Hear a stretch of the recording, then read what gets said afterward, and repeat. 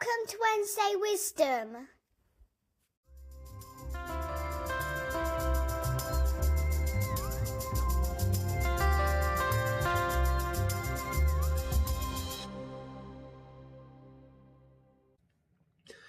Good morning. This is Jos Visser, the author of Wednesday Wisdom, and this week's article is called Taylor Swift and the Value of Time. A few years ago, on a Saturday in May, the lovely Mrs. Wednesday Wisdom and I wanted to go out for dinner in Boston. Unfortunately, for one of the most successful and important states in the nation, Massachusetts has a dearth of good food. An argument that is supported by the fact that it scored its first Michelin star restaurant only in early 2026. There are a few decent restaurants, but reservations are typically mandatory because the entire bon chic bon genre of Boston and surrounding areas descend on them. On this particular Saturday, however, there were no reservations to be had anywhere. The reason? Taylor Swift was in town, and her fans had crowded out every restaurant and every wine bar. I'm not a particular fan of Miss Swift or her music, but I will give her this. She is everywhere, all the time. Even if, like me, you've never heard one of her songs from start to finish, she is hard to miss. Taylor's face is of course plastered over the entire world's magazines and newspapers all the time. One day I was watching an American football game and there she was, in a skybox, with the camera zooming to capture her lovely appearance whenever there was nothing happening on the field, which in American football is of course permanently. Even if you never listened to Taylor Swift, you know she exists and you probably know that the Eras Tour was the highest grossing tour of all time. In fact, this tour was so big that its concerts in Stockholm had a measurable impact on Sweden's inflation rate. I'm thinking a lot about Taylor Swift these days when I'm considering how to make something happen in an organization full of engineers, all of which are on their own mission with their own OKRs and their own deadlines. If you work in infrastructure, there's always a need to make some changes that impact all the engineers in the company. How to make sure that all these engineers, who could usually not care less about your goals, comply. Here's a current example.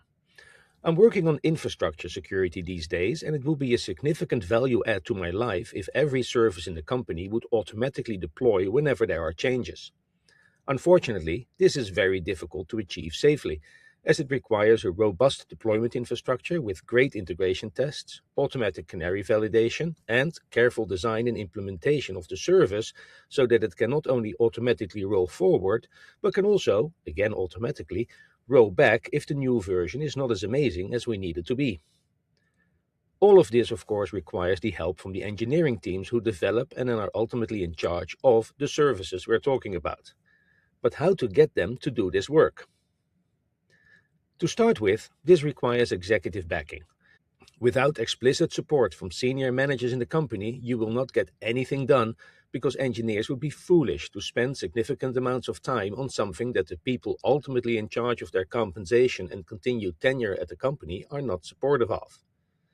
But executive backing is not enough.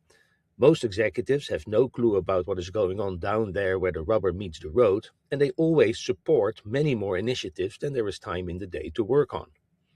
Because of this, individual engineering teams still have a large amount of say in determining what they are actually going to work on.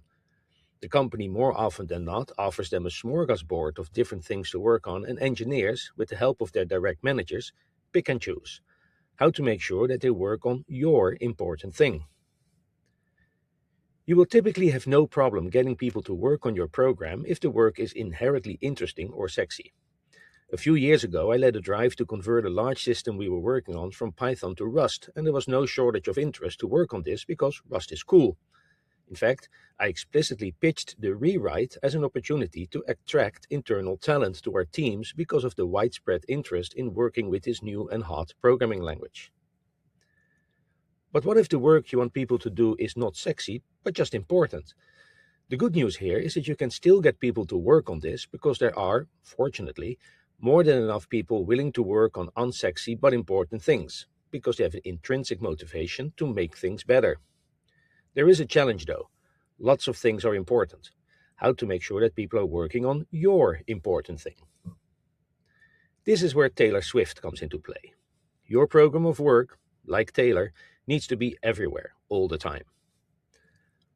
Many engineers are suffering from the misconception that some ideas are so good that you just need to explain them to people once and then they jump on board of your merry bandwagon and you're off to the races. Nothing is further from the truth. If you bring something important to the table, it will get filled with all of the other important things that need to be done. And if you don't follow up, nothing will be done because people, like goldfish, mostly have a 10-second memory for all the things that they need to work on. So instead, be like Taylor. Be everywhere, all the time. When people come to an all hands, they need to see your program. You need to create tables and dashboards and then distribute these to people. You need to have badges, prizes, and swag to reward people who complete their part of the program. You need to have status updates, newsletters, a Slack channel, you name it. One message is no message. So you need to make sure that you create continuous communication events where people are informed that your program is still a thing and that we're not there yet. Which brings me to the second part of this article, which is the value of time. Young people always underestimate the value of time. Time has many wonderful qualities, one of which is that it allows effort to compound. This is shown quite prominently by compound interest, in itself just a simple geometric progression, but with surprising results as time turns a small yield into staggering quantities. It is for that reason that Einstein, probably mistaken, is believed to have said, "Compound interest is the eighth wonder of the world. He who understands it, earns it. He who doesn't, pays it." Whenever you take on a big activity and evaluate where you are after a few weeks, it is common to feel underwhelmed with the progress you made. If absolutely no progress was made, you might want to reconsider your methods.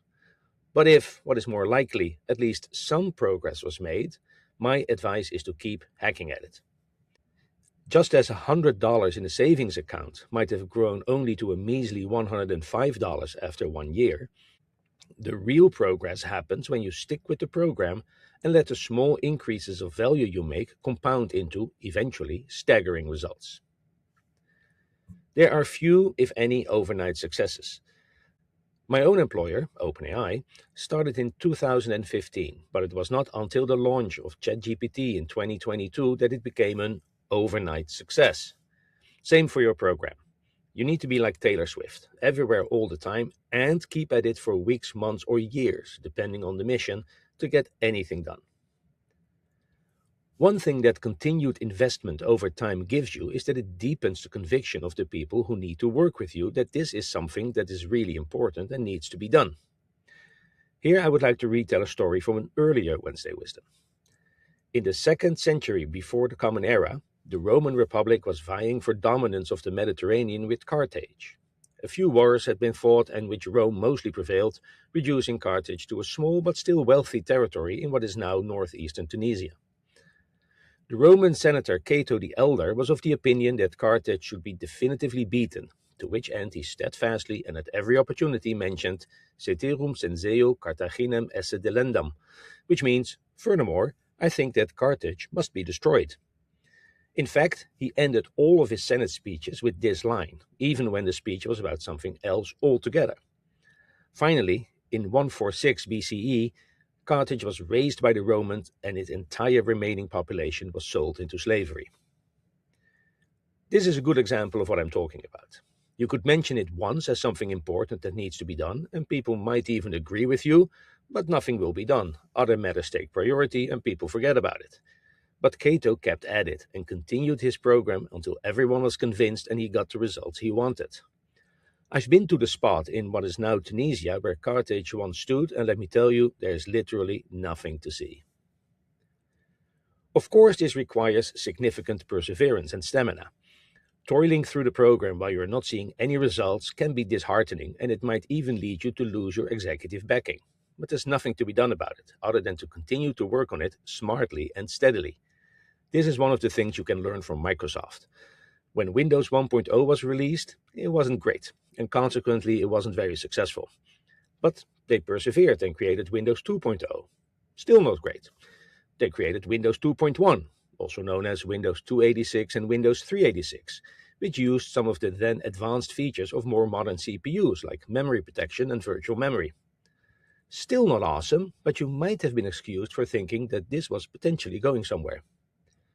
In the meantime, the hardware had caught up, and when Windows 3.0 and eventually Windows 3.1 came out, it was not entirely terrible and it could run on a lot of modern PCs. Then Windows for Workgroups was released and took the world by storm because of its effortless networking features. And now Windows, like Taylor Swift, is still everywhere, all the time.